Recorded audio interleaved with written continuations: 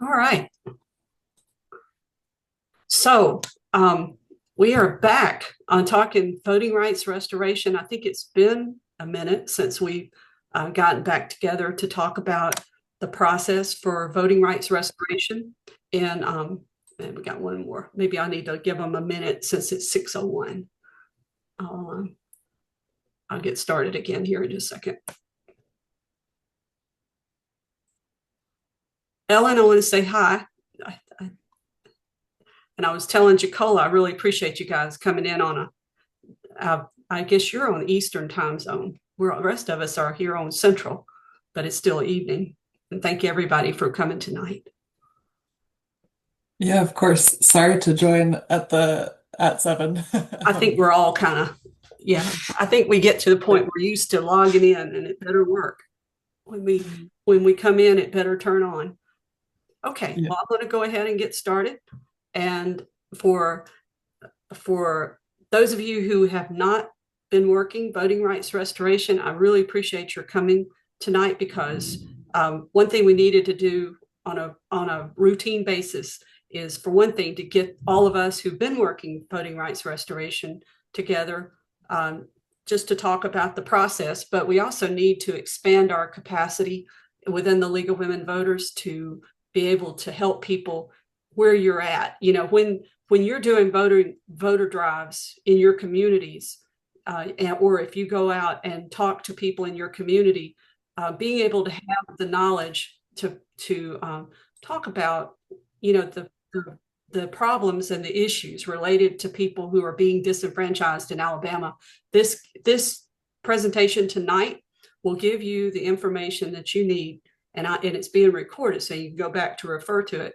But it gives you the information that you need to be able to talk to people in your community about what's happening to their neighbors.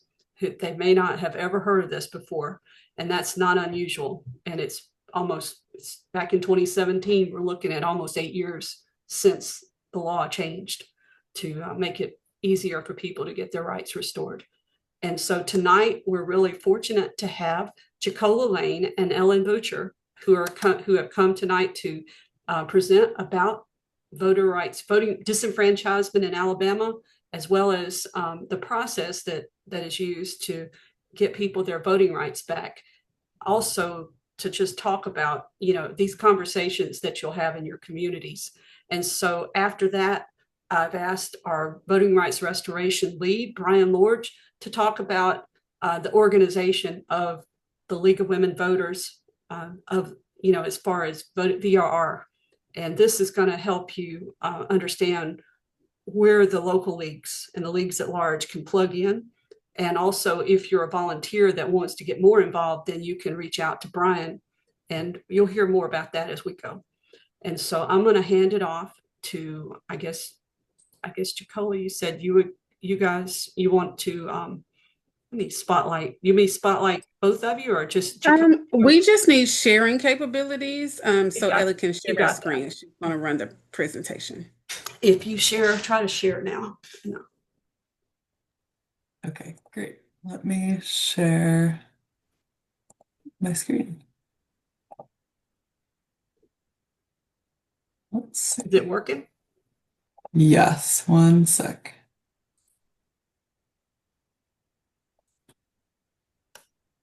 Okay.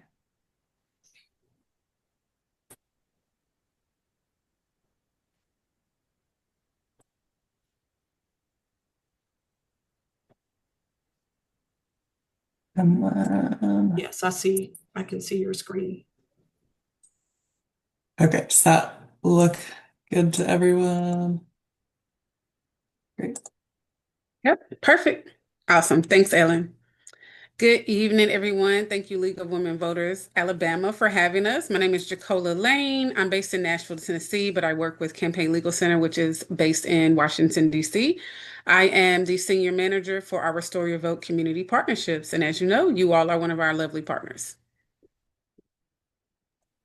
And I'm Ellen Betcher, legal counsel with CLC, and also work primarily on our Restore Your Vote team, and have worked with a lot of you for a number of years. Um, especially when I lived in Mobile and was working on CLC and SPLC's Alabama Voting Rights Project. So good to see so many familiar faces. Amazing. And as Ellen just shared, her being on the Alabama team, I actually was on the Tennessee team. That's how I kind of got into this work. So now I'm going to kind of go over our agenda. We just did our introductions. We are going to skip the Now This video because it's about 12 to 13 minutes long, but we will make sure that you do get a link to that. A lot of you probably have seen it. It's been on YouTube for a number of years. It's called Uncounted and kind of shows the fight that's been happening in Alabama for a long time for voter rights restoration work. We'll talk a little bit about disenfranchisement figures. They will be old. They're from 2016. We know there's been tons of updates. And I know Return My Vote has a lovely, well done report that just came out. So feel free to drop that in the chat as well, Dory. We'll talk a little bit about the definition of Moral Turpitude Act from 2017. We'll talk about how the list of disenfranchising convictions was expanded in 2024. We'll talk about the CERB, which you all will get very familiar with, which is known as the Certificate of Eligibility to Register to Vote in the state of Alabama. We'll talk about what the path to rights restorations is in Alabama. And we will go over the infamous Alacourt that everyone keeps talking about. And then we will welcome questions and next steps. Next slide. So again, these numbers are from 2016. There's tons of numbers out there. The Sentencing Project also does a report annually that has figures. I'm sure, again, that you all have more updated figures than this, but I just wanted to share this to kind of give a scope of what we do. We normally really start with the history of how disenfranchisement started and all of that. Also, please excuse the puppy noise in the background. I have a 3-month-old puppy that my mother wanted for her birthday that we are dealing with. So yes, in 2016, there were about 328,000 people who had felonies in the state of Alabama. That was almost 9% of the voting age population. About 150,000 people of that population are African American with felonies. So that's about 15.5% of the voting age population, which is fifth in the nation for the highest disparate impact on Black voters. There were 139,000 Alabamians who had a felony, but not a disqualifying conviction. So that's really important to know, and we'll go more into detail about that. There was about 72% of unregistered Alabamians with criminal conviction who did not know about the law change. And there was about 109,000 Alabamians who may be eligible for that CERB that we mentioned. So that's just locating us with the numbers in Alabama. This is a little bit about the expectations that we have for volunteers who are working with people who have felony convictions and helping them through the voter rights restoration process. We share this with all of our partners just about best practices and expectations. Just note that the law about how to restore your voting rights will be intentionally confusing. Making sure that you make people aware about that upfront is going to be really important because sometimes this can be a really long haul for folks. Administrators get things wrong all the time, all the time, from clerks' offices to Secretary of States, you name it. So just be mindful of that. Also, people have been given wrong information for a long time about this. So just understand we are undoing a lot of that misinformation with the educations and the trainings and even the one-on-one direct services help that we provide to folks. So patience will be key. Always be welcoming and personable. Be patient with folks. Respect the privacy of the person you are assisting. Sometimes it's very hard for folks to really talk about having convictions. That's not the case for everyone, but there has been historically a lot of shame with dealing with the criminal justice system and just talking about, being in prison or being convicted, things of that nature. So just respect their privacy. Try not to pry into their personal business. Of course, there are some things that you will need to know to be able to use Alacourt, things of that nature, but just kind of keep it at that base level to get the information that you need. Do not pass judgment on someone based on their conviction. And then the bottom line is just that remember that everyone deserves dignity. We try to be mindful of the language that we use when we refer to people. A lot of people prefer, using formerly incarcerated people, currently incarcerated people, just keeping it people-centered with how we talk about folks and with folks. Next slide. Perfect. So we know all about the 2017 Definition of Moral Turpitude Act. So this was an act that was passed that actually limited the convictions that disqualified a person from voting to around 40 specific crimes. The disqualifying list does not include any drug-related crimes except for trafficking. The list does not include many third-degree convictions or crimes prosecuted under the youthful offender statute. The list also does not include many white-collar crimes like fraud or embezzlement that we see a lot. Um, and it was estimated that it could re-enfranchise about 139,000 citizens. There was a 2018 survey that found 72% of unregistered Alabamians with criminal convictions did not know that the law had changed. So a lot of our work over these years has been about education. In this particular photo, this is Ellen many years ago doing the work, educating folks about that. And actually remember being down on the ground in Alabama many times, just in neighborhoods, canvassing. And we always meet folks who actually think that they are now eligible, but are. And I'm sure that has been the case for many of you all. Just want to note that Ellen has dropped a link to the Uncounted video that we mentioned, as well as Dory just dropped a link to that report that I mentioned that has more updated numbers and really follows kind of this post-2017 Moral Turpitude Act and how it has affected the populations who are affected by this. Next slide. Perfect. So in 2024, so just last year, there was lots and lots of talk about HB 100, House Bill 100. That was all about the expansion of disenfranchising convictions. So again, going back to that list. So Alabama actually ended up expanding the list again, and they added about 120 new disenfranchising convictions, right? So they extended that list from the prior years that I was just speaking about. CLC has been working with our partners in Alabama to stop this, right? So Clark versus Allen was a lawsuit that stopped HB 100 from going into effect until after the November 2024 election. And now there's retroactive disenfranchisement and removals from voter rolls going on. There's lots of work being done behind the scenes. I will definitely let Ellen chime in if she wants to about that. She is our legal counsel, of course, to speak more on that. Yeah, we can talk a little bit more about it later, but I think as a lot of you on this call already know, and Kathy shared some of your materials that you have, and so I know your new lists have the newly disenfranchising convictions. The main way it expanded these is by adding what we call inchoate convictions, so attempts, conspiracies, or solicitations to commit anything that was already a disenfranchising conviction. And it also added a couple of other things that come up, like domestic violence convictions, elder abuse, and some other ones that I haven't seen too often. But the real convictions that you'll be seeing a lot are the attempts or conspiracy convictions, or maybe a domestic violence conviction. And those, as of 2017 onward, did not take away a person's right to vote.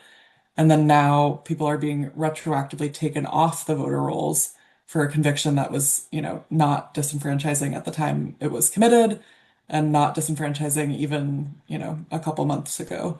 So people who were able to vote in the November election have had their voting rights stripped away retroactively, and now have to do all of the things that we'll talk about soon, like sentence completion, payment of legal financial obligations, and filling out the serve and getting their voting rights restored when they shouldn't have had to do that because the law was passed well after they had that conviction. And so if you encounter anybody with one of these HB 100 convictions that needs assistance, or is just kind of being impacted generally, because of this new need to like pay off the conviction and all of those things, we would love if you could contact us. And we have our emails at the end, but we're definitely interested in kind of working with you all, and just trying to organize and get people educated about their voting rights and just trying to see if there's anything we can do to prevent this retroactive disenfranchisement. But keep us posted if you come across folks, and we'll stay in touch about that. Thanks, Ellen. Next slide. So this slide is a little bit about the CERS, the certificates of eligibility to register to vote in Alabama. So many people whose convictions are on that list that we keep speaking of, that disqualifying convictions list, may be able to restore their right to vote through an application to the state for a CERF. They must meet certain criteria to be able to do so. So they can't have a certain subset of convictions. They can't have any current felony charges that are pending against them. They can't have any outstanding legal financial obligations, also known as, fines, fees, restitutions, any type of fees connected to the criminal justice system that are connected to the disqualifying conviction.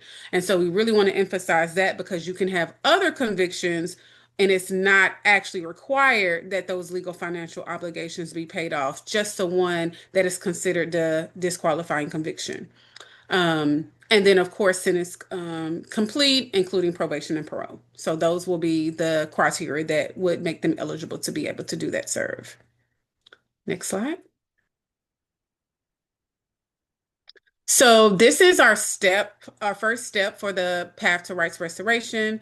I know this is very small print for this example on the side, but I'll just kind of walk you through this. And again, we have Restore Your Vote as a tool. There's many tools that have already been developed. There is text messages that go out from your all's group that kind of already have a script for all of this. But you determine whether a person's conviction is one of the disqualifying convictions on the list.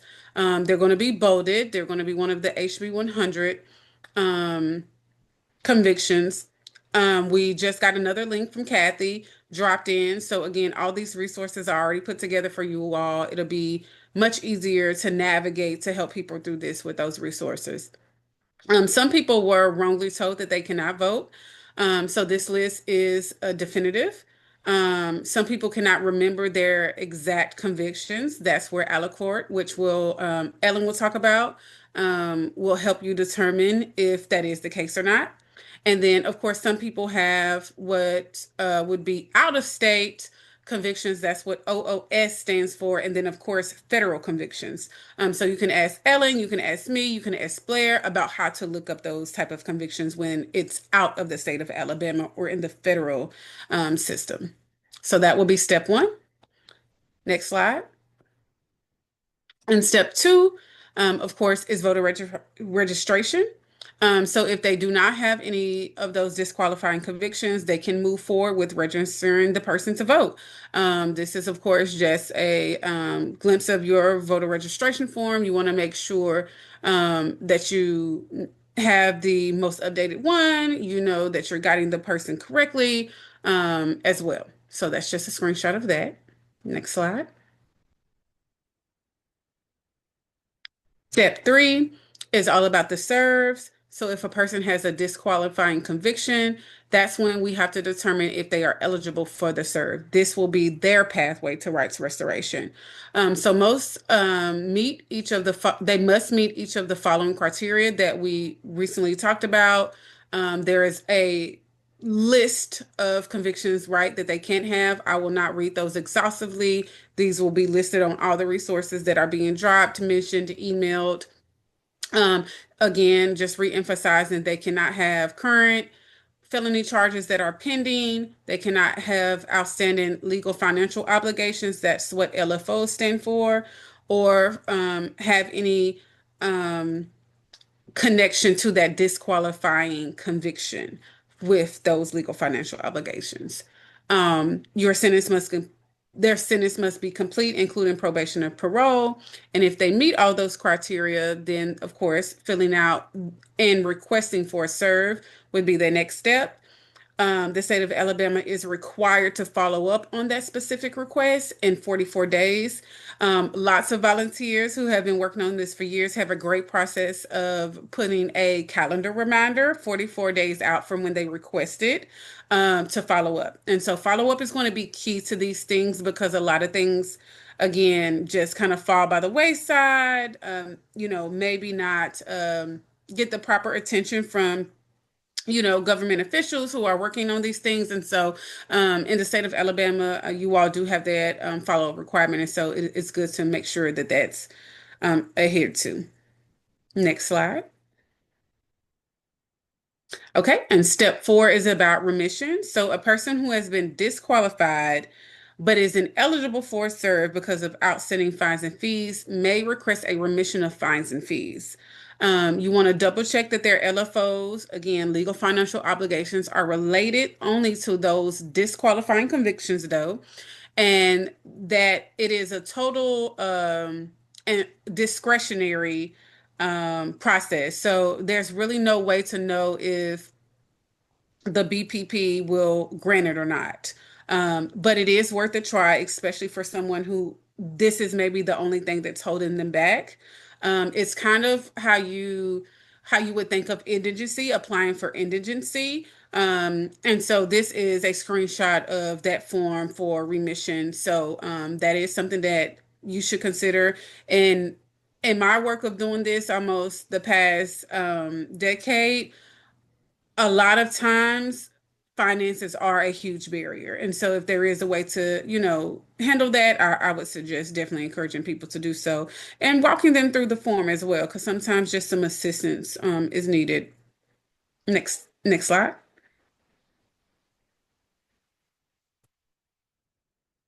Okay, and the last kind of pathway that a lot of people take when, all these other steps don't apply to them, right? They may not be eligible. There may be something else going on. If a person isn't eligible for the CERB because of the type of conviction they have, so they're on that list, or because they're still on probation, or whatever it may be, they can still apply for a pardon. Again, I live in Tennessee, so I know it's kind of like a hope and a prayer type of thing with a pardon, but it is still an option and a pathway that people should explore. And I think, we should absolutely, encourage people to explore that option as well to try to get their rights restored. Again, this is another discretionary step that, is kind of in their hands type of thing. There will be an investigation and a hearing for this. You're only ineligible for a pardon if you've been convicted of treason, impeachment, or if there's a death sentence that's been imposed but not commuted. Again, this is a screenshot of the form that one would fill out to pursue a pardon application. There are folks who have done it again. So just wanted to make sure you all were aware of that and to try it. Next slide. Okay, so now I'm going to pass it over to Ellen to talk about Alacourt and kind of that whole system and how that works. Great. Thanks so much, Jacola. And I know Robin will come on in a little bit to show kind of an example of how to walk through Alacourt. So maybe I'll go through this and then can pass it to Robin, and we'll save time at the end for questions from folks too. So this is Alacourt. I know Kathy and Brian maybe at the end can talk a little bit about how to get folks set up with Alacourt logins and if there's like additional training or anything else you all do with volunteers. So I can kind of just show you the basics and then Kathy, do you want to say anything about that? I was just going to say this training tonight is some people will not be getting Alacourt accounts, but they just need to kind of understand the big picture process. And then some folks, from what you're going to talk about, they may say, this is exactly what I want to be doing. But we've got options for folks if they don't want to be Alacourt experts. that they can still be a part of the whole process. That's great. Yeah. Yeah, and there are other folks at the league, and we can help too.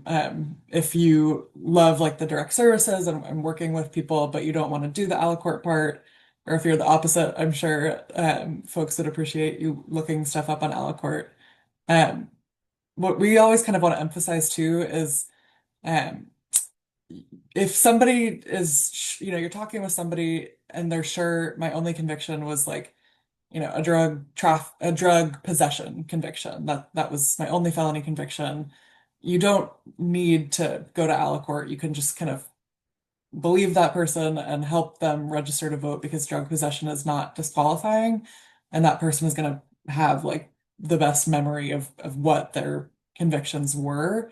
Um, and so that's great, and you can rely on that and help that person register to vote because they, believe that their conviction's not on the list that you show them, and then you don't have to go to this Alacourt step. But other times people might not remember everything correctly because it's been so long or for kind of whatever reason, or might not know because the list is kind of big and daunting, like whether their conviction with certainty is not one of the ones on that list. Maybe it's because they don't remember like what degree the conviction was. And like we talked about, most third degree convictions are not disqualifying. Um, some are. So that is kind of where Alacourt comes in and is really handy to just double check everything. We'll get to this a little bit later. Alacourt can be wrong on certain things, like the sentence completion data in there is not necessarily the most helpful. So that's when you just confirm with the person, like, are you off probation and parole? And their recollection is going to be a little bit more clear than Alacourt for that.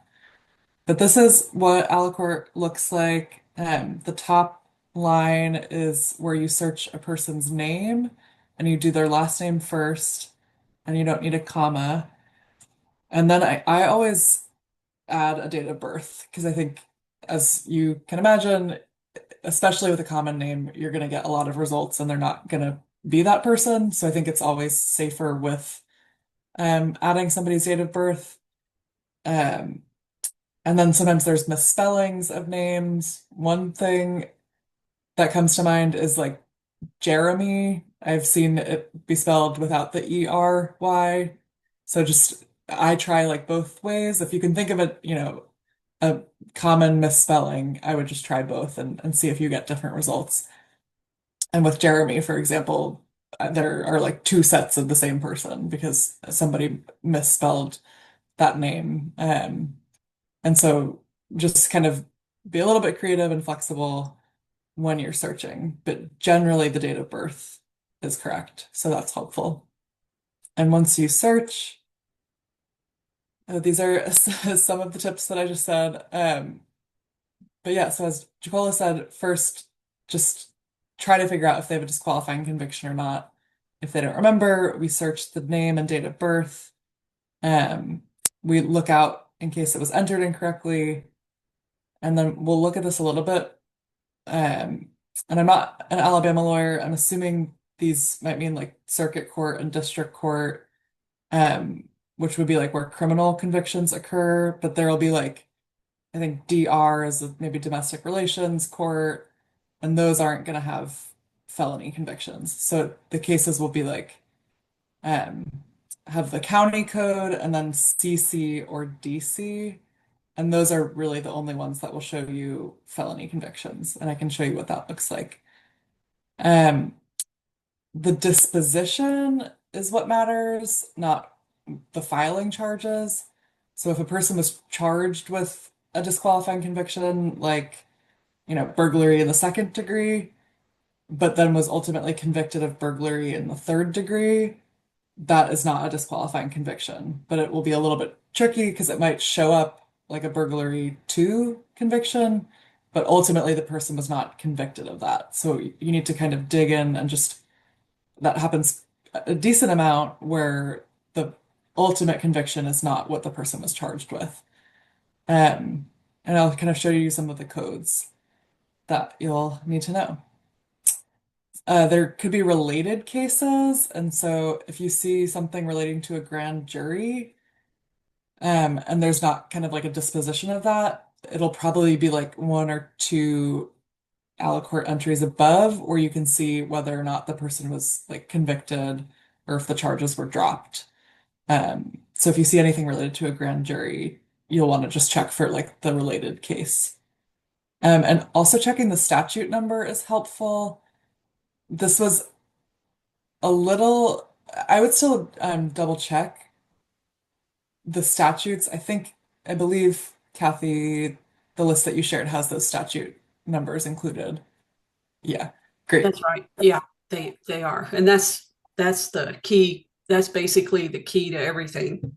The statute numbers. Okay, great.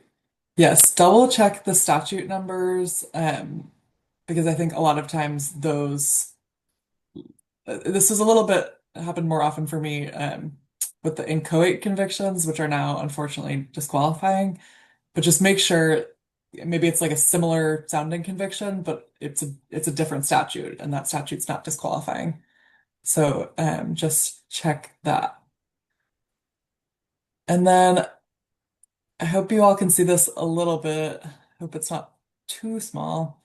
Um, but this is kind of what we're talking about. So you search somebody's name, um, and then you get the results. This is the county code. Um, and so you'll know you can click on it and see what counties those are. I'm feeling like Birmingham Jefferson is 01, but I might be wrong. Yeah. And 47 then is Madison. okay, great. I know I used to remember this more, but now I'm forgetting. And then you'll see the case number has the DC or CC, which are the ones you're looking for. So you'll want to click on those because those could be felony convictions. So you see a DC, there's DR, again, assuming domestic relations. We don't need to look at those. SM, maybe small claims court. Um, and those are not important. So you look for the DC or CC, and then you would click on those cases. So you can look, and then you'll kind of know off of the list, theft of property second is a disqualifying conviction. So you'll want that'll be one that'll stand out to you to like click on it and then go further and see, was that the filing charge? Because as you can see at the top, this is only the original charge. It's not the ultimate conviction. So you have to make sure that this was actually the ultimate kind of disposition was a conviction or a guilty plea. And then double check the date of birth again. And I think generally, for the most part, people are pretty understanding if you explain what you're doing, and if you ask them, do you want me to look up your convictions on Alacourt so we can be sure about exactly what you were convicted of and make sure you're all set for voting rights restoration? They'll be, in my experience, pretty understanding about giving their date of birth just for the purpose of looking this up. It's easier if you're there with somebody in person because I think, then you're doing that with them. But I think, for the most part, people are pretty understanding, and if they don't want to, that's totally fine too. And you can try with their name, especially if it's a unique name. But if not, you just give the person the best information that you have, and you can give them the list and um, maybe try to help walk them through calling the county clerk so they can try to look up their own information by calling the county clerk.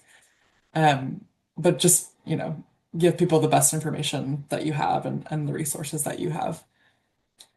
Let's see what's next. So, okay, you clicked on that theft of property 2 case. That was in the last slide.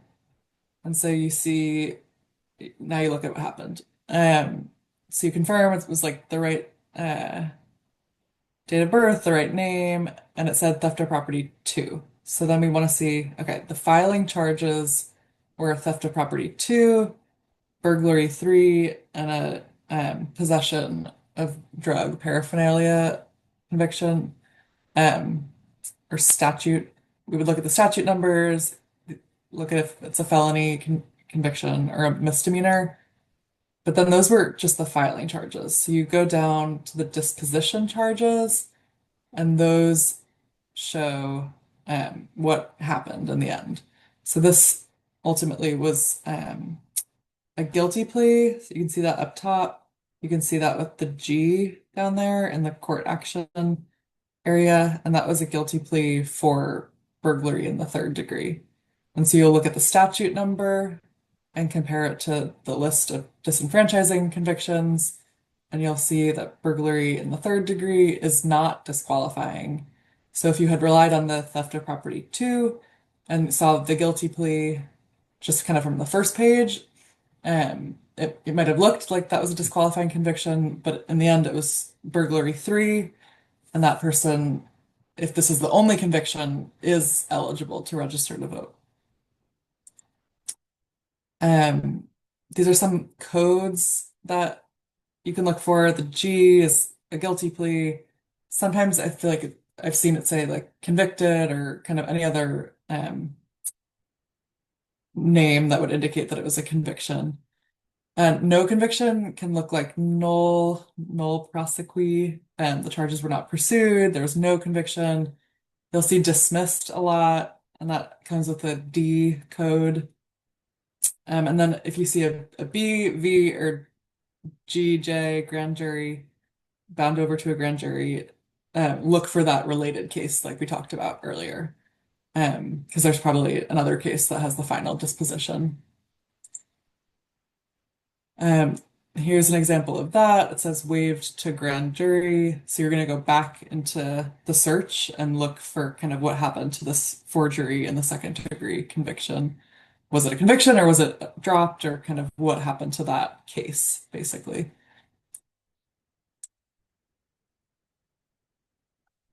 Okay. Let's see what this is showing us. So this is what you went back and then you saw the related case. So it has related cases up top. So you can kind of click on those related cases, and then you ultimately see what happened with this. So there was a guilty plea for this one possession of a forged instrument in the second degree, and these other 2 charges were ultimately dismissed. And so there was one conviction for possession of a forged instrument in the second degree.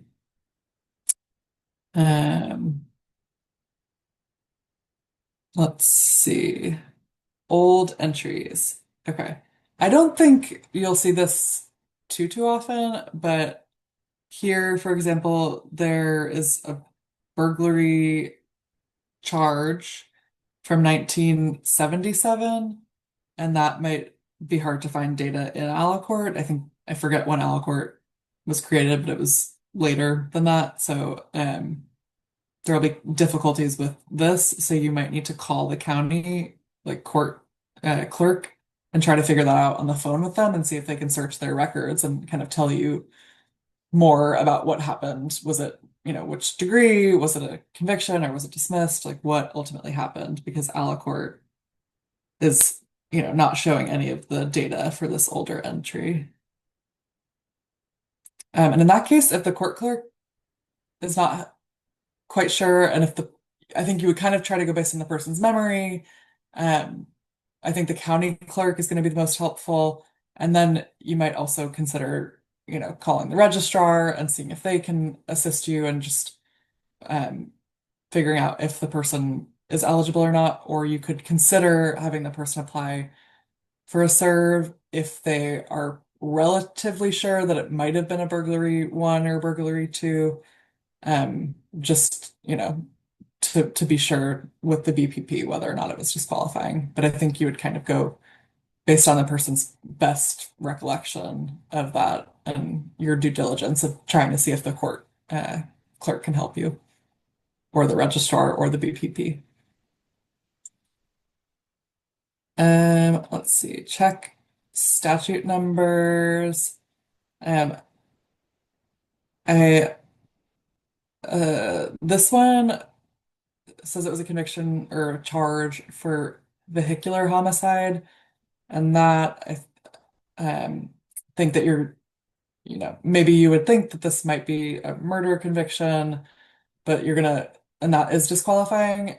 But then you're gonna kind of look into this, or manslaughter, just look into it and then see that I guess the statute for vehicular homicide is not the same, and so this might not be a disqualifying conviction. So just don't really go based on what you think, oh, this must be the same as this other type of conviction. You do need to check the statute numbers, because it is not. So just double check that. I think this is what Blair's old slide is showing. This is kind of showing you that this is dismissed. This is dismissed. This assault in the second degree would be disqualifying, but it was dismissed. This is a guilty plea for the vehicular homicide, but then just check the statute against the league's list. Let's see. Remember to check the list of non-serve eligible convictions, to just make sure that the person's conviction is a serve eligible one. Then we figure out if they owe fines, fees, or restitution. And people, I guess, most frequently are incorrect about the outstanding debt. They might think they owe like a lot still, or they might think they owe nothing, and that might just not be sure at all. So I think this is where it's very helpful to have Alacourt. I'll tell you about these D999s, and I'm sure you all have stories of other like financial codes that are confusing. We'll go over how to tell if somebody's completed their sentence. And like I mentioned before, Alacourt can be wrong, and the person is likely right, in my experience, particularly with the sentence completion. So like a person knows if they're on probation or parole, and Alacourt in this area is confusing. So I would go based on the person's statement that they're off of probation and parole. So here you look to make sure that the fines, fees, and restitution are only for disqualifying convictions, like Jacola said. So this is a robbery in the first degree conviction. You can see it was a guilty plea, so that would be disqualifying. And then you go to this enforcement tab at the top. So you were over, let's see, you were over in charges and disposition. And then you go to enforcement. You click on that, and then it will show you the amount that was kind of assessed that they had to pay, and then the amount paid, and then the balance. So you'll see that, it looks like they have a balance that they might have to pay before they're serve eligible. Then I hope the next slide shows you the financial tab. This is helpful. So you can see down here, there's a D999 amount, which we understand is a late fee amount, and that is not disqualifying because it was not assessed at the time of the conviction. So any late fee or any D999 fee is not disqualifying and does not affect a person's right to vote. So a lot of this outstanding balance is going to be not disqualifying a fee. So just check out for that. It doesn't show you here, but this is the financial tab, and you can go there and it will lay out like restitution amounts, D999, and it will kind of like break down what the different charges were for. And something that's important if you're helping a person pay off part of the conviction, but not the D999 amount, is I think helping walk them through that with the court clerk and ensuring that, it's written down, like, I want this payment to go to the restitution. I do not want any of this to go to the D999 amount. And I know a lot of you have experience with doing that, and you can kind of help folks do that and help them write it down so you're not paying off that late fee. Ellen, I was just going to mention one thing that I experienced with a gentleman that was actually paying his paying his fees with a money order, and he never got receipts. And so, he didn't know what it was being paid, that he didn't direct them on what to pay it against, but they actually he'd been mailing them in. So it turns out they had never been applying it to his what he was paying on, and he had no record that he had paid because he'd been sending basically cash. And so it's I think a lot of what we're dealing with are people who maybe have not had to worry about, they hadn't maybe thought about the fact that if you're paying off a debt that is so important, you need a record. And a lot of these people don't have bank accounts. That's yeah. So it's just kind of I just wanted to put that out there, just the fact that there's a lot of money tied up here, and if they're not keeping track of what they're paying, there may not be they may not ever get out of debt. Yeah, that's what's particularly troubling about the HB 100 law change too, is that it adds this payment requirement to all of those additional convictions. And so I think that's just increasing the number of people that are disenfranchised in Alabama and the barriers to getting voting rights restoration for folks. Because you can see in this example, that's, about $15,000 still. That's just gonna affect that person's right to vote. And it's gonna likely be incredibly difficult to buy your right to vote back with that. And so, we think, and a lot of folks think, that that is a poll tax. And people should not have to be kind of differently situated based on their, financial, their wealth in order to buy their right to vote back. So, yeah, and the best you can do, I think, yeah, Kathy put in the chat the remission or pardon forms, which you can help people fill out. And I think it, at least in my experience, has made people, at least happy that there's something that they can try to do when they cannot afford to pay $15,000. But yeah, don't give people false hope about that. Try to expectation set, but at least there's something that they can try, and just I think if the best you can give somebody is the information, like this is what you need to do in order to get your right to vote back, I think that is still at the end of the day helpful information. Okay, and this slide is about sentence completion, and I find it to be not always accurate, or confusing. So again, my recommendation is just talk to the person and ask them about their sentence completion only for the disqualifying conviction. And so you can kind of try to calculate, and I have found this to be quite often wrong. It'll say sentence requirements completed and then say no.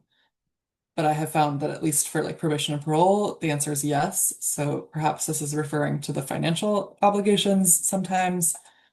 But in this case, maybe it's not. So you can see 10 years were imposed, then it was suspended. So that's already a little bit confusing to me. Probation. Could I make a comment? Yeah, great. Sentence completion is almost always wrong if the person has gotten a reduction in sentence, because in my experience, they never record it. The circuit clerk never records it. But they have their paperwork with them that proves that they've completed the sentence. So, if it says sentence is completed, yeah, you can go with that. But if it says sentence not completed, don't necessarily believe it. I think that's a great point. Yeah, I almost never go based on this because number one, it's just really confusing to do the calculation, and number two, it seems to be often wrong. So just talk to the person and confirm that they're off of probation and parole for that disqualifying conviction. But yeah, like Robin said, if it says yes, the sentence is completed, then that's great, and you can kind of move on from that. And yeah, so maybe before we wrap up, Robin, do you want to show an example, or oh, you're on mute. I want to talk about something that I ran into just recently in Alacourt that I Great. never ran into before. So I had a reference from NAACP, which I get occasionally. And so I looked this guy up. I had his name, his first name, his last name, his birth date, and I looked him up. And whenever I come across a district court referral to the grand jury, I always try to find the circuit court case that goes with it. And this case was old enough that it should have surely gone to the circuit court, but I couldn't find anything in the record. So I went back. It was it wasn't an unusual last name, but it was uncommon enough so that with the birth date, I thought, well, I'll just check it with the last name and the birth date. And what came up was 4 additional records, and they had the first name. They were identical to the ones that came up in my first search. And one of those records was the record of the circuit court case that came from the district court case. So I was able to complete the search and figure out whether he had a disqualifying conviction or not, and whether he was eligible for a serve. But I never had that happen before. The records, and I went back and tested it, the records would not come up with the first and last name, but when I put the last name in and the birth date, they all came up. And I never would have found it except that I knew that there had to be a circuit court case in there somewhere. That's a great tip for folks, because yeah, like we talked about, if there's a grand jury decision, there's going to be a related case. But I think that's a great tip, that just the last name and the date of birth might be what you need. But that is strange since they had the first name on those cases also. I guess that was one of the things Blair had, when we first started doing rights restoration, is like always look up aliases, alternate spellings if they changed their name, or if they went by different, maybe the court spelled their name wrong, but there's just a lot of hunting and pecking. But what Robin was talking about is a new one on me. I had never heard that before. I know. It will make you feel good if you can like find what you're looking for and it wasn't obvious. And if So, you want a tip, if it's somebody with the last name of Jones or something like that, then just put in 1 year. If you find a district case, then just put in a very limited number of years, 1 year, 2 year, 3 years. I've done that before, so that you can, screen out all those other Joneses and see if you can find what you're looking for. I'm Wild Bill Jones.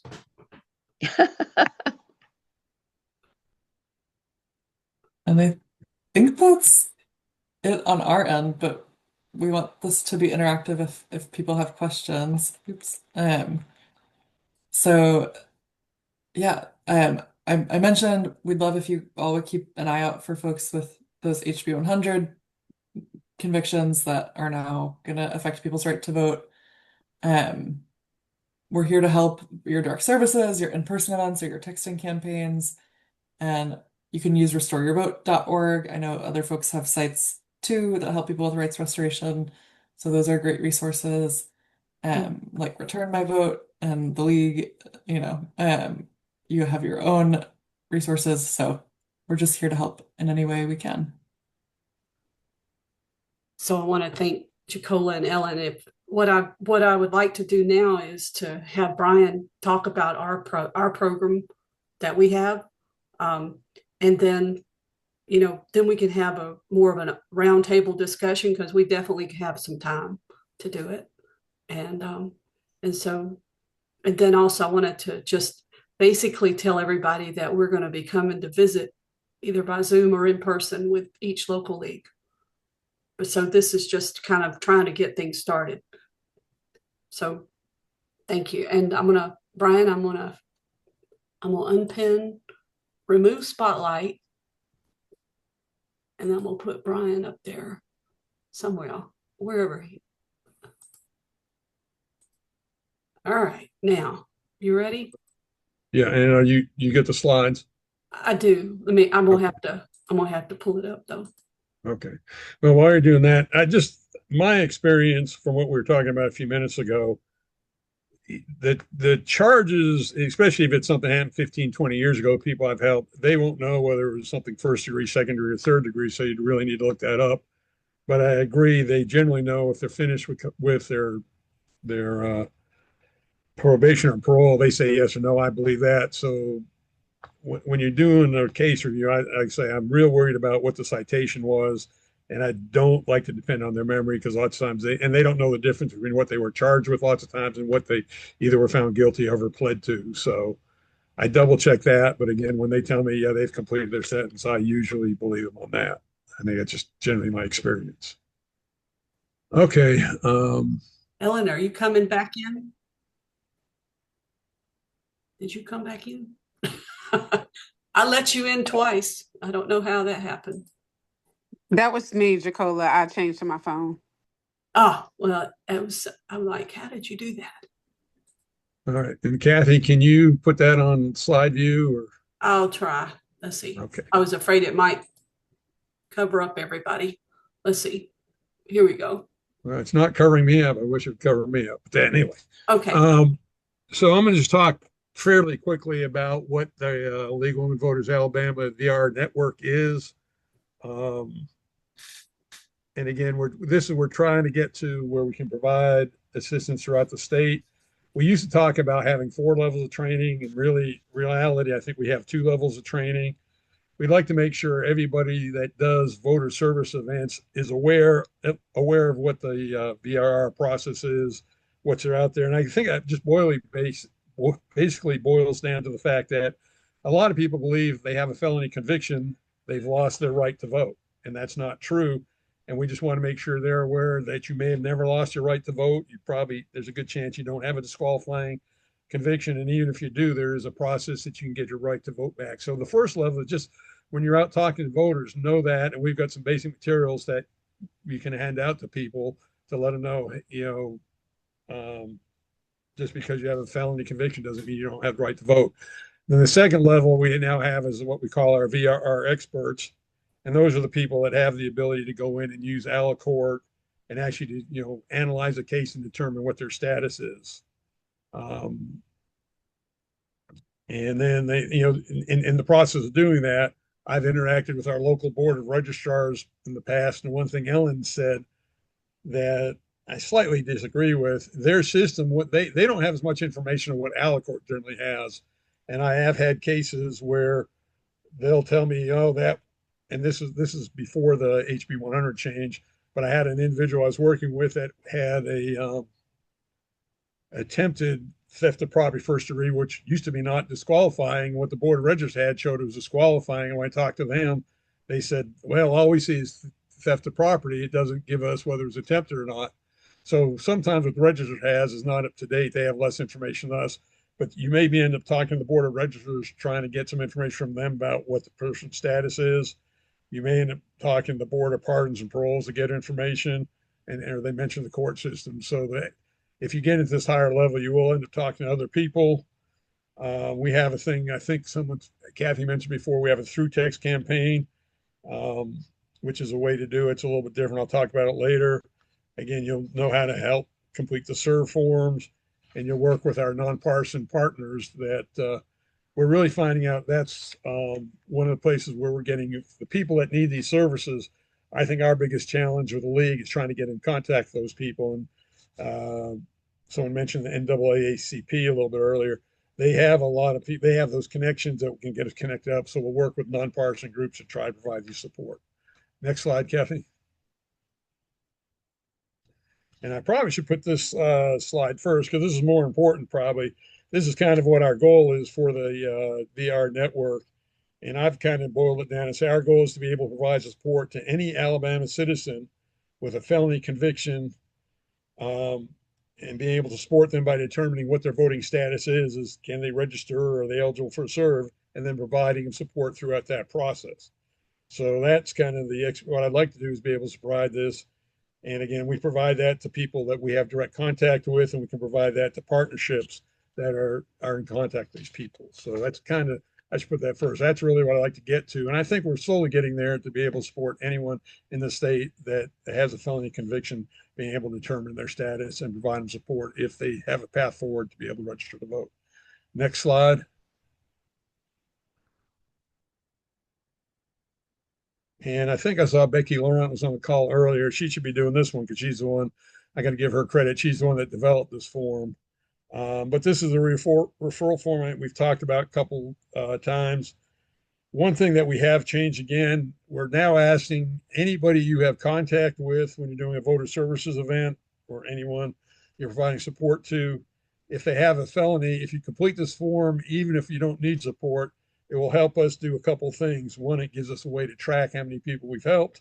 And it also gives us a little bit of data that maybe we can start doing some analysis and saying, okay, we're finding a lot of people in this category. They are eligible to vote, but they don't know about the serve process. So we can learn where we need to focus our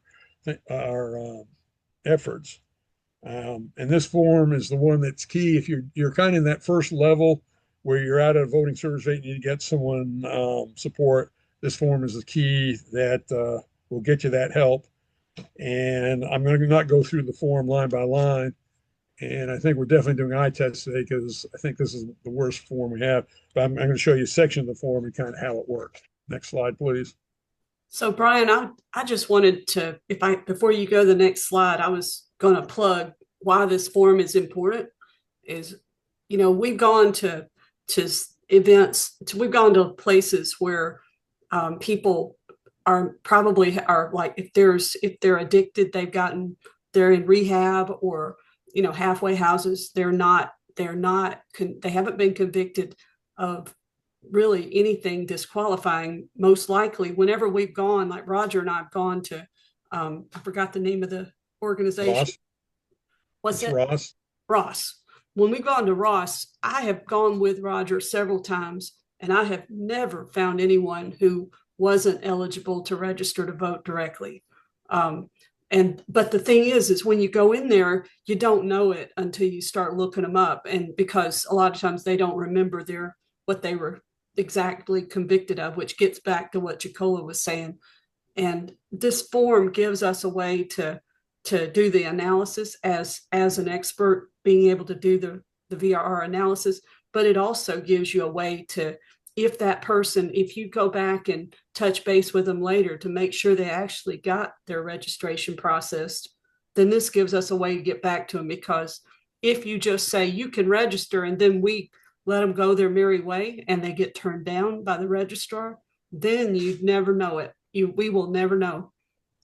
And so that's why it's really good what Brian was just saying, to the extent that you can, to get them to give you the information so that we can touch base with them later. All right, I'm gonna move on, Brian. All right, Brian, could I just interject one comment? One of the referrals that you gave me the other day from NAACP did not even have a felony conviction, and he thought he'd lost his right to vote. He had been accused of a felony, but he was found not guilty, and all he had was a bunch of misdemeanors. But he actually thought he'd lost his right to vote. So we're helping people that not only have felony convictions, but also people that somehow think they've got felony convictions. And there's people on this call who've been doing this for years, and it's like it's redemptive work. But it also, we're finding a lot of times people they just assume that they lost their right. But after Brian, when you get through these charts, I'd like to open it up and maybe let people who've been doing this share some more of their experiences. Okay, and I agree. One of the best feelings you get is when you have someone that comes to you who thinks they can't vote, and you tell them they can, and it's either they didn't have a disqualifying felony or they're eligible for serve. working through that process is just very fulfilling. So on this part of the form, there's three things I want to touch on. First, in the top right, it's almost all in the gray box where it says office only VRR referral.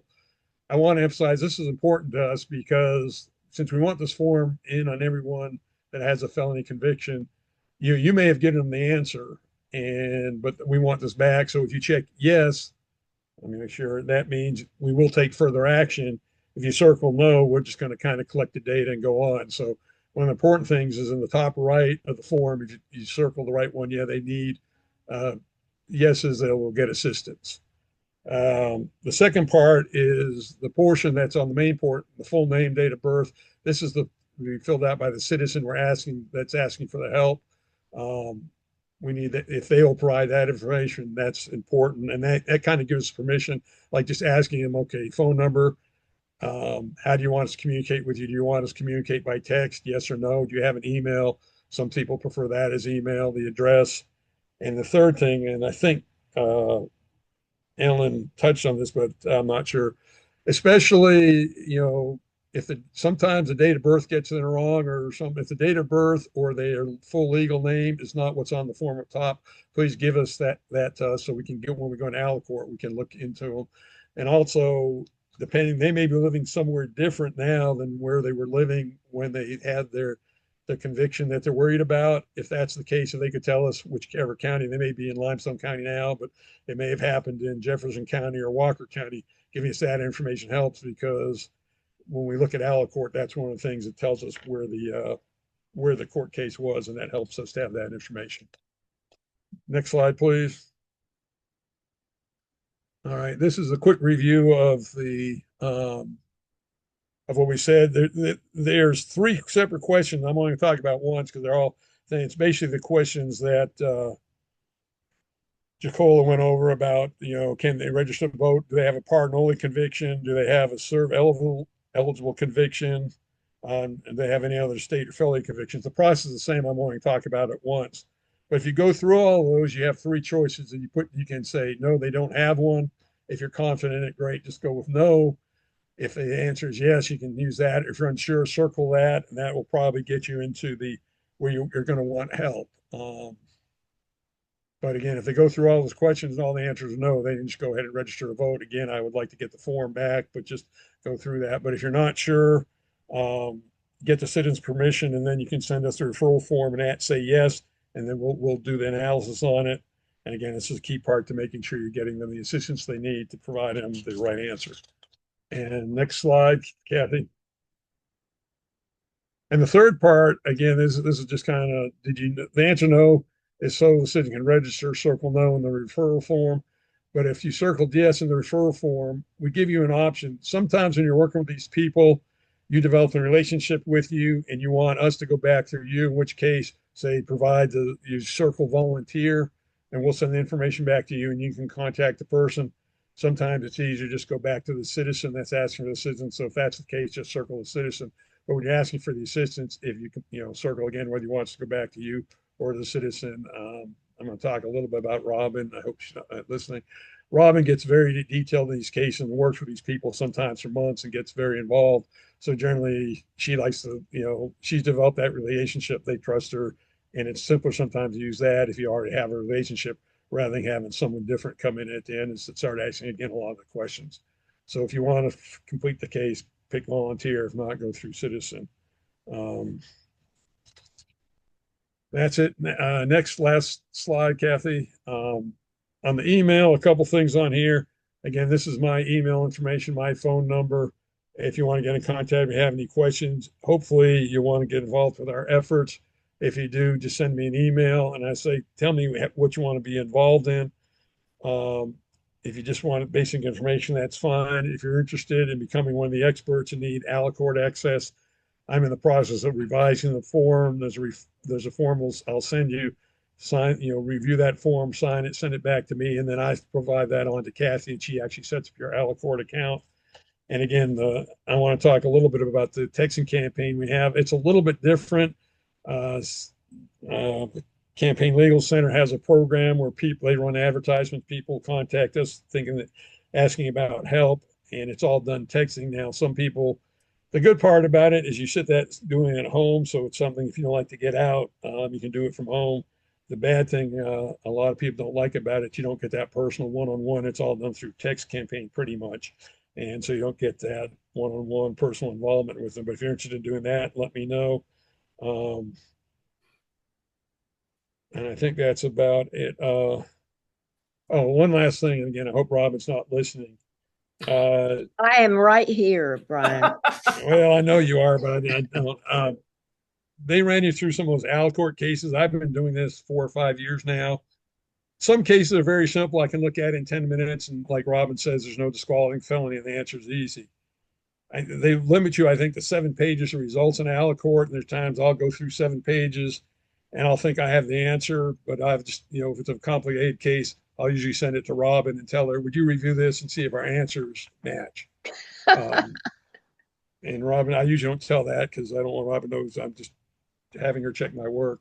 And there was a case fairly recently where she caught something I didn't. So if you're interested in getting known, we're going to get you help. We're not going to just turn you loose and say you're on your own. We have several people that are on this call that are very good at this. We'll try to set you up with someone that said, hey, if you have questions, contact this person. Then we'll kind of mentor you. We'll give you help. Don't feel like we're going to sign you up. We're just going to give you an Alacourt and say, have at it. We have a lot of good people doing this, and they're willing to help you. So if you're interested, you can give it a try. And like I say, even on some of the complicated cases, I'll go to some of the people who have been doing this longer and do a better job and ask for their assistance. That's basically what I've got. Kathy, I'm going to turn it back over to you. Okay, let me see if I can put it to the gallery view. Okay. Kathy, can I make just one comment? Yes, I'm opening it up. Anybody wants to engage in this that hasn't been in it before, you cannot believe what a thrill it is when you get somebody their right to vote that thought that they couldn't vote. And even if you only want to do it for a month or 2 months or next year or whenever, you're helping that person that nobody else has been able to help. And it is the most incredible experience. Yeah, one of the things when COVID started, I thought it was one of the amazing things. Campaign Legal Center set up a through text campaign, which allowed us to continue to try to reach people who needed their rights restored, and that's still going on. It's not quite as active as it was during 2020 when everybody was sitting at home, but it really kind of gave a lot of us opportunities to keep active while we were sitting at home, sheltering in place. And we got folks like Harriet. You've been doing it for a long time as well. I wanted to follow up with what Robin just said and how appreciative folks are when you do give them the right to vote. And one of the clients that I worked with actually referred other people to me that were outside of our texting campaign. But the first time when she got her voter registration card, she took a picture of it and sent it to me. Mm-hmm. And Yeah. she to vote. She took a picture of her "I have voted" sticker. So it's really gratifying. And some of these cases are more complicated than others, but the folks that get to vote really appreciate it. I had one that photographed his serve and sent it to me and said, check it out. So I was going to say, I guess, is it Julie and Becky and Donna? You guys have been doing in person. I'm not sure what's happening right now, and Dora, you were there at those with you guys. Greater Birmingham Ministries and Greater Birmingham were working together. I keep saying Day Reporting Center, but I don't think that's right. Is it? We worked at the Board of Pardons and Paroles field office. Okay. Birmingham, and were able to assist, I think well over 100 people in just a few months, because we were able to talk with every single person who was coming in to meet with their parole officer or probation officer. And, Becky was certainly in on that, and Dana Ellis, and several other people. Yeah. I guess that's still right now. You guys got shut down, didn't you, Yeah, for we a got while? shut out of that because, somehow when it seems like when you're too successful, then you get noticed by them and, they come up with some reason to exclude you. Well, and that's something you guys have found ways to work around, but it does kind of, Mhm. I think it's like one time you go until it quits working and then you try something else. But Yeah. I see Kim has her hand up. So, do you typically not do this at a general voter registration or tabling event? Are you going to the places where you think these people are? Because if you're at just a general tabling event, how would you start the conversation with someone? So I'm going to open this up, and then other folks who've done this too can chime in. One of the hardest things is to find a way to broach the subject, because someone will walk up to the table and you'll say, have you checked your voter registration? And then it's just a certain body language that you can tell that they're pulling back. And that to me is one of the things that's the biggest challenge, because part of the problem is that everybody has stigmatized losing your right, just being disenfranchised. It kind of reminds me of when people used to, when I was younger, people would not want to talk about breast cancer or prostate cancer. It's stigmatized, and so it's hard to have that conversation. And if they're don't have a felony, then they get offended if you say it the wrong way. So one of the things I'll tell you, I went to one with Roger where he was just doing voter registration, but he asked me to come in to do VRR. And we got this woman who thought she had lost her right to vote. She was going to the grocery store. She came over to the table just to check it out. And we looked her up on Alacourt, and I said, you have not lost your right to vote. And she came in thinking she was a disenfranchised voter, and she left a registered voter. Oh yeah. Well, and Roger, so do you remember that?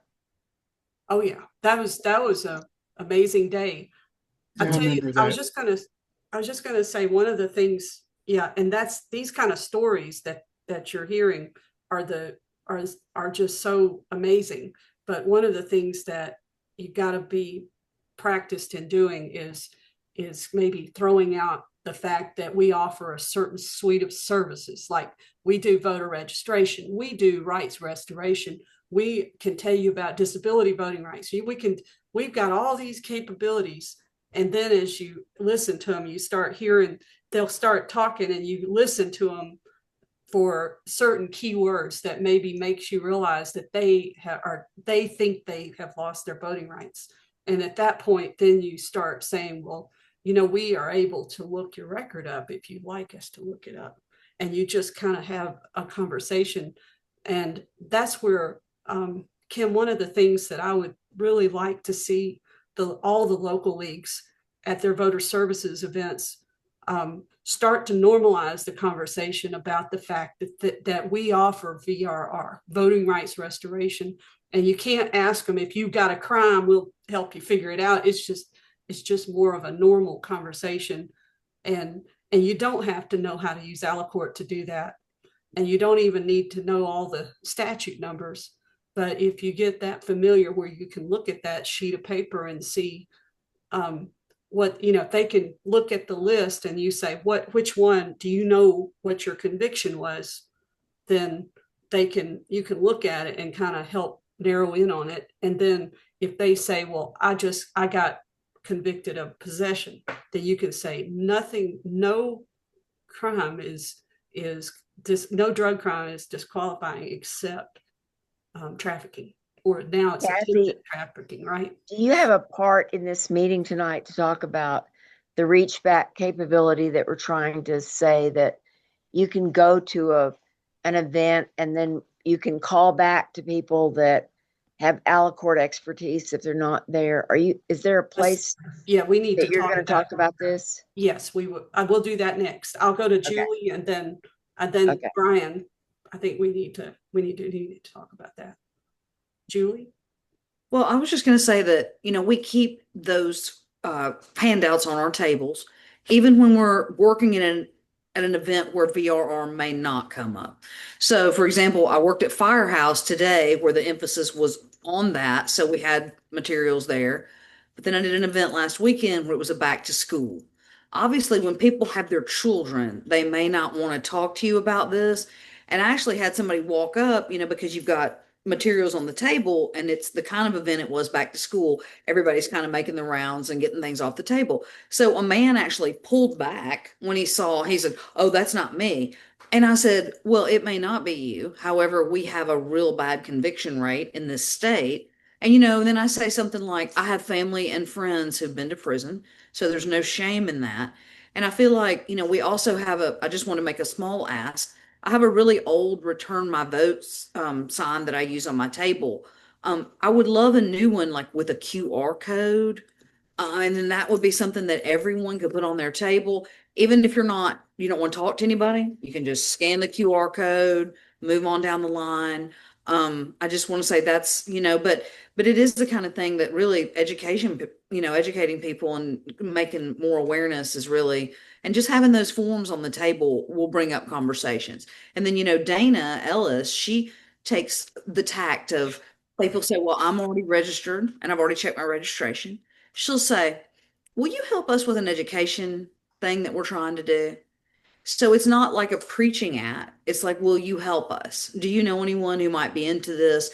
And then sometimes people will say, "Well, let me take one of those handouts to my church or to a drug rehabilitation place. We're still in drug court downtown. So some of those folks have convictions, small possession, or things like that." So I just want to say that. And that gets into the education part of it, because part of what we're doing is educating the public so that if they find someone, it's sort of like knowing where to go look for help. And that's because it's really been hard to find people that need help, and we know they're out there. And it's like looking for a needle in a haystack. Now, one of the things that Robin mentioned was the reason what Brian was showing you there with the referral form, that's got information that is if you can take a screenshot of it and text it to Brian during an event, we can try to help people during an event. Now, if you have got, otherwise it really might take a little bit of time if someone's record is complicated. But also, if you don't have anyone at your local league that's an expert on Alacourt, which is okay if you don't, then there are about 15 people in the state right now that have Alacourt accounts. And what we can do is, if you're going to be somewhere that will have people who need their rights restored, we can work to try to have someone on hand while you're having your event. Otherwise we can, I think, one of the things that could happen, like one time when we were doing it, we ended up with like 10 or 12 people who needed help. That's not really credible for us to try to process all that at the same time. But we did have someone actually at the event too. So, depends on where you're at, who you've got in your league that knows how to use Alacourt as to whether or not they can come. I will also wanted to. But we can do it within a few days anyway. Well, that's true. So I think the main thing is that gets back to the fact that we want to become a trusted resource. And the partners, like, for example, what Robin's doing is working with the NAACP. There are other organizations that have relationships in their communities that they know people who need help, and they don't have Alacourt, but we do. And so we're kind of like back room. Now, this is not, and in just a minute, I'm going to ask Brian to follow up what I'm saying. And then I'd like Dory to talk about what she's doing down in Tuscaloosa. But wait, can I just have a quick question? So you said Robin's working with NAACP. So does no NAACP chapter in Alabama have Alacourt, or is that specific to the Huntsville area? So I don't know, but this Okay. is, Brian, isn't this Limestone County? It's Limestone County. Okay. Yes. I have And- not. I have not found any Yeah. NAACP Okay. across the state that have Alacourt, and I'm But, just. you know, That doesn't mean they don't, but I haven't seen. it. yeah. So, Kim, that we have to have a license, and Campaign Legal Center gives us a grant to pay for the license, which is for us not an insignificant amount of money. And so I can easily understand why NAACP doesn't have Alacourt licenses. And I will also say, when I set this account up, I had to actually talk to the Alacourt folks because they never set up anything like what we're doing here. I don't know how many groups in the state actually have anything set up quite like this, because they said this is for lawyers and for people doing background checks for hiring people. And I said, well, because what they do is they want to be paid, and so I said, when I talked to him, I said, well, I've got people all over the state and we're working together. And so at that point, what I did was create an Alacourt account, and I managed the people who have access to it by password. And we've got an account that's the same kind of account that the people who do background checks use. It's not the same account, apparently, that the lawyers are using.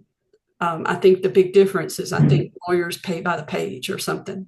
I don't know. But so it's kind of like when we started this, we kind of basically, they've never heard of anything like what we're doing.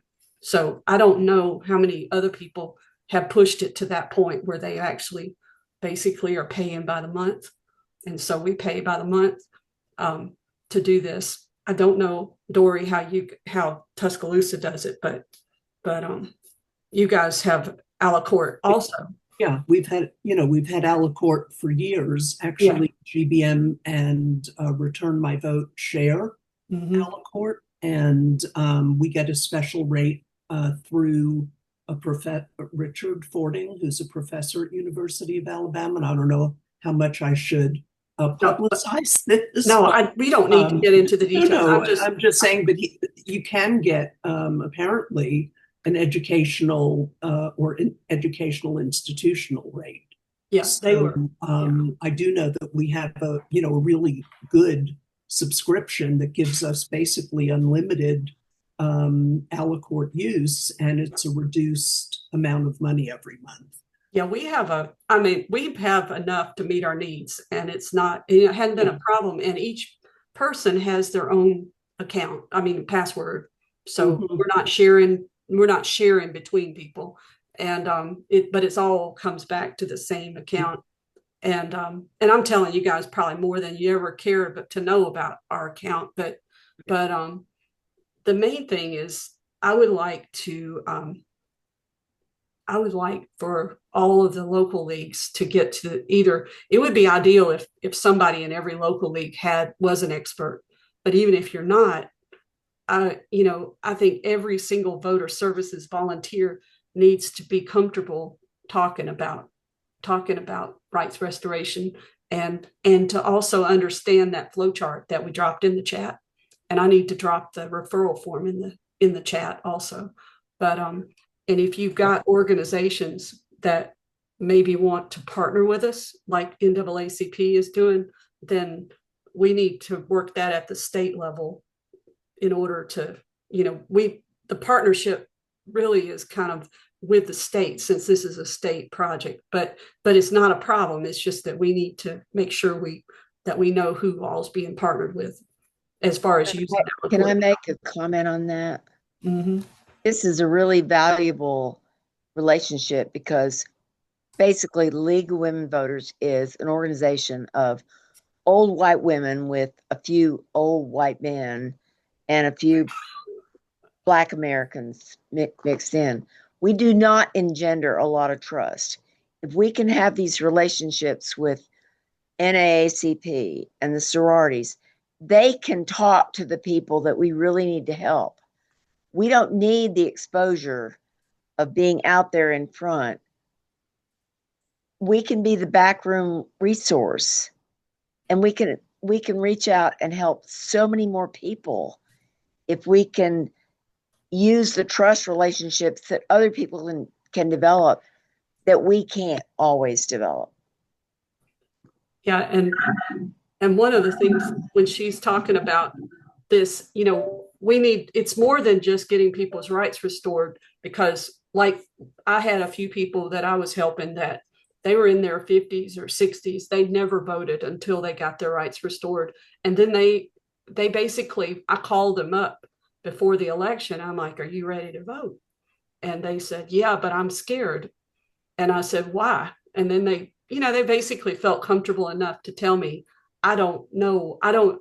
We're nervous about what do I do when I go into the polling place. And so having these organizations that we're working with, they've got relationships in their communities that they've already built that relationship. And then we're not advantage of it. We're working together because we're basically doing what we know how to do. And then they're basically taking that and when we complete the serve, they go make sure the person signs it and mails it in. And that's another thing, is you have someone else helping you push to make sure that they do that next step. If they need a serve, they need to sign it. We'll fill it out. Robin, you mail off packages quite often, don't you? Yeah. And so we actually fill out all the forms, send it to them, and then they mail it to the Pardons and Parole Board after they signed it. But if you had someone in the community that was new, then they could help you make that happen. I think, can I just real quick, going back to Kim's earlier question, I think it'd be good to have, at least we have the postcard, and someone mentioned it might be good. Oh, I guess it was Judy. Update that postcard with a QR code on it, but have that at events, because there have been just regular voter service events. We've had people come up to do it. And there was one I had a couple of years ago. It was in Decatur, but a guy came up, and kind of the approach you took, he was kind of reluctant. I pulled him to the side and talked to him, and he said, yeah, I have a felony conviction. I gave him the flyer, and he came back to me and said, give me the registration form. I don't have a disqualifying felony. So you do get it at regular events. So yeah, I would make sure we have at least the material there. Yeah. And again, make sure we have people who know just enough to give out the information. And then the other question I want to inject, and I hate doing this, but I'm going to do it anyway. One of the things, we've got some people that are real experts now, and Robin is obviously one of them. Harriet is on this call. Becky is Dory. They are all experts on this. And it takes a while to develop the expertise, and you kind of have to be committed to it.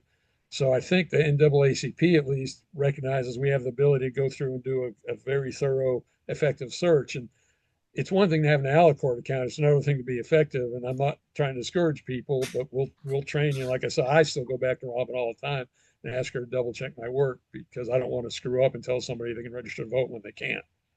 So that's my 2 cents worth. So thank you, Brian. That is important, because we need all types of volunteers effort to try to reach people. And that's kind of why we're emphasizing that we really need people to dig in to learn about the topic. And that's why what Jacola and Ellen talked about tonight gives you the basics. We're going to send out the recording so you can watch it again. And then you can also, obviously they gave their contact information so you can reach out to them. At the league level, my plan is for me and Brian and probably whoever's at the local level working at VRR, I'd like to go to each local league and have a one-on-one meeting with the local league to talk about, what you'd like to do on VRR, but also to maybe answer any questions after you've had a chance to digest it. And then, also just, if there's any events that you've got ideas for, and we're going to create the fresher materials, because Brian is right. We've got some materials that are at least 5 years old that need to be freshened up. I'd like to make a comment. I think we've developed an expertise that is being underutilized. And if people are on this call that think, oh, I don't want to learn about Alacourt, that's not the issue. We've got quite a few people that understand Alacourt. What we need is people out there developing trust relationships so that we can get people in here to ask us the questions that we need to look up in Alacourt so that we can help them.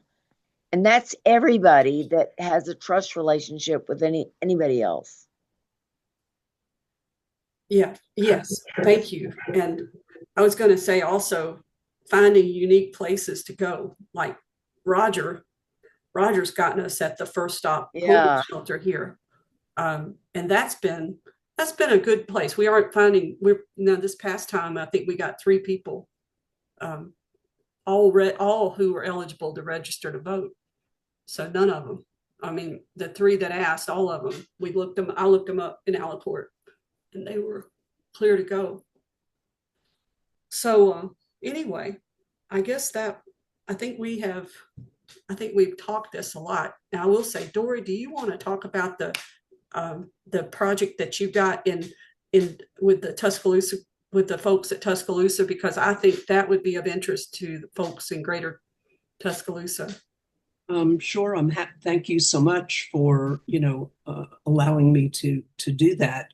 We're also having an amazing thunder and lightning storm here, so I'm getting scared every once in a while when it looks like the lightning is coming through my window. Right. Yeah. What's that? It's right behind me, and it's I mean, it's getting incredible. biblical out there. Yeah. With that, let me just say that a few years ago, a wonderful guy in Tuscaloosa, Professor Richard Fording, and it was really Richard's idea to come up with a website so that we could provide, we call it Alabama's Virtual Voting Rights Restoration Clinic. And basically anybody anywhere can just go to returnmyvote.org, press on a little button on the homepage there to request a consultation. And those requests go to me, go to Dr. Fording, they go to any one of the student interns that may be working with us, who are all, when they come to work with us as an intern, they're all trained, by us in Alacourt. And, the normal understanding, and it's borne out with everything we do, the younger these folks are, the more quickly they adapt and learn Alacourt. And within, hours, they're showing us stuff that, we didn't even know. So, that's been a really wonderful, kind of way also to learn what we've, learned about Alacourt. So basically, that's our program. We do a lot of collaborating, just as, Kathy was saying. We work with groups in Mobile, Alabama, that go into the prisons, that work with people who are coming out of the prisons in reentry. They call us when they have folks who, let's say, have just come out of prison, have no idea if they might be eligible to register to vote. We get the information, we research it on Alacourt, and within 24 to 48 hours maximum, we're able to give them the information about whether the person they're reaching out to us about is eligible to register to vote, or whether they need to restore their voting rights. And we have multiple groups in Birmingham, in Tuscaloosa, in Mobile, all around the state, actually, that we're able to work with in that way. But, for us, to answer your question initially, Kim, we do go to places to table and set up, and Becky and I do this with Dana all the time in Birmingham. We go to places where we believe that there will be people who have criminal legal impact, who've been impacted by this system. And that's where we set up, and we talk to them about the fact that there's a really good likelihood that they're eligible to register to vote. And as everybody has said on this call, So many of those folks have absolutely no idea that voting is a real option for them. So we go to community corrections. We go to the Love Lady Center once a month, third Wednesday of the month. That's where you can find us, rain or shine. We're at Love Lady working with just terrific women in a great program. And so we go to community corrections. That's another place. That's a UAB collaboration between the criminal court system in Jefferson County and the University of Alabama. They kind of manage and administrate this community corrections program where judges can actually divert defendants from prison, from onerous sentences, and instead provide them with this option of community corrections, which is a much more sort of wraparound, more holistic approach to someone who's now being impacted by the criminal legal system. Right now, of course, I can't think of every place, we go. I would just like to add that the second chance job fairs are really a great source for registrations. Yeah, so there are 2 a year in Bessemer that we always go to, 2 a year in Birmingham. Those are set up by the district attorneys in Bessemer and Birmingham, and I would imagine that you need a fairly progressive district attorney, which fortunately we have here, to be able to get something like that going. Also, our district attorneys set up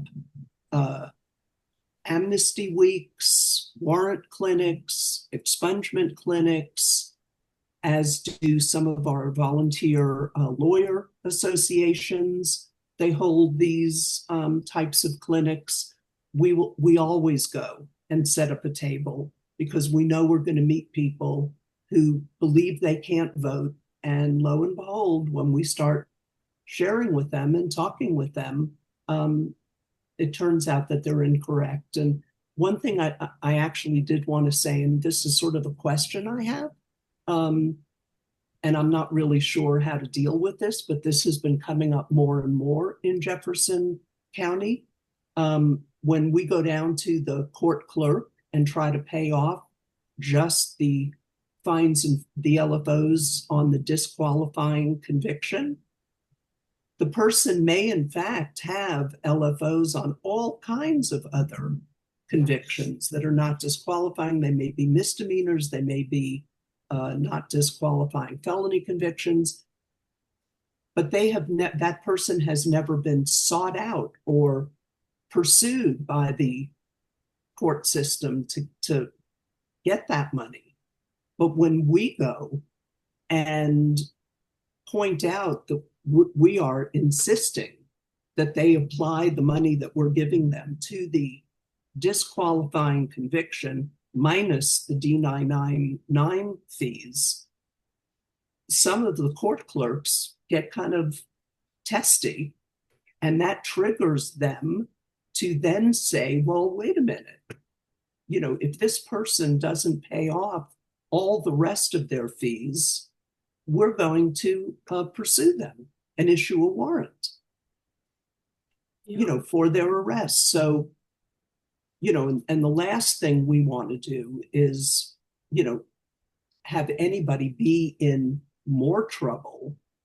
So now what I do routinely, and it's, kind of a pain in the neck, but what I do routinely is I look at all of the person's fines and fees. If I'm going to recommend that they provide them with information that all they have to do is pay off the disqualifying conviction, they can get their voting rights back, I look at all the fines and fees and restitution and court costs that are owing on the misdemeanor bad checks that were written, et cetera, et cetera. And I tell them, upfront and truthfully, if we do this, if we go down there and we pay off the disqualifying conviction, there is a likelihood that that could trigger the system into now going after you for all the rest of the money that you owe. And I think honestly, I think that's so far, that's the best I've come up with in terms of dealing with that situation. Then the person can make the decision themselves as to how they want to proceed. Yeah, we have never, the league has never paid anyone's, fine, restitution or fees that are required. And that's even sometimes not much money, but it just seems like it's hard. It's hard to step in and do something like that. I didn't mean to suggest that we pay. Sometimes okay. I'll accompany the person just to make sure that the clerk applies the money. Yeah. To the Okay. correct, You're right. Although we have had, again, multiple situations where different people have stepped up to just wanting to assist somebody with their fines and fees. And we have been able to, have people who have paid for other people's fines and fees. Julie. Julie is a wonderful example. Oh, I'm sorry. Okay. I was just going to say, I'm in Brian's corner now. Yeah. I'm not going to talk about that, but really it was also one of the most amazing experiences, because this it's also heartbreaking. So blown it's away. Heartbreaking. Yeah. Somebody would be that kind.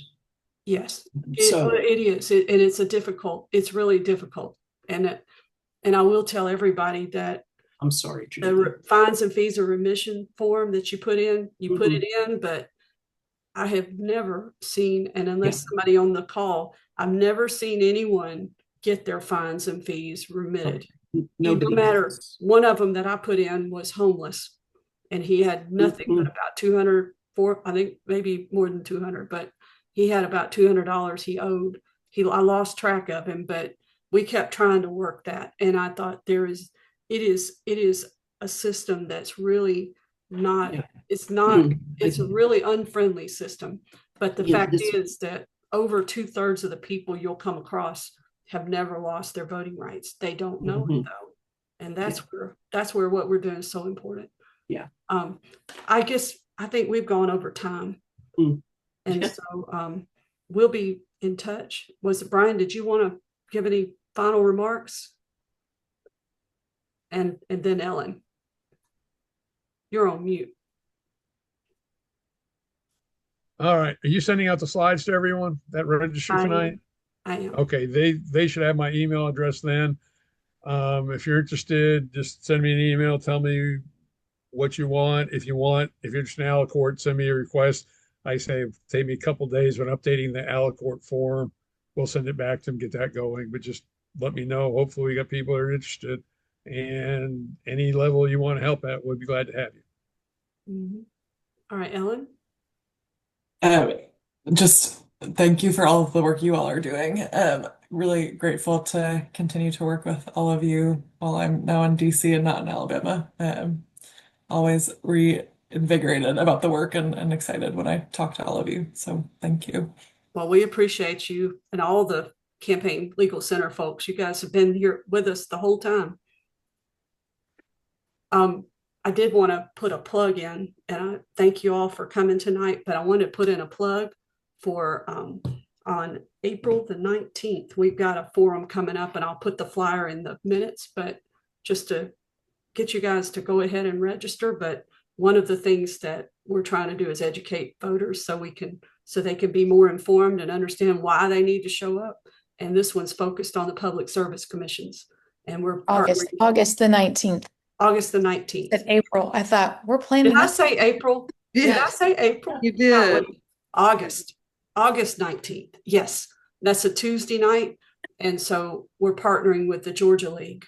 And there's only like a zillion other things going on in August, but we felt like this was really important, and it's working together with our sister league in Georgia. So if you are concerned about the Public Service Commission in Alabama, sounds like Georgia's got it as bad or worse. So it'll be an interesting conversation. Just remember, Southern Power is over both of them. Right. That's why we said we're going to do this. Yeah. Thank you all. And we'll be in touch with each one of the local leagues soon. Thank you.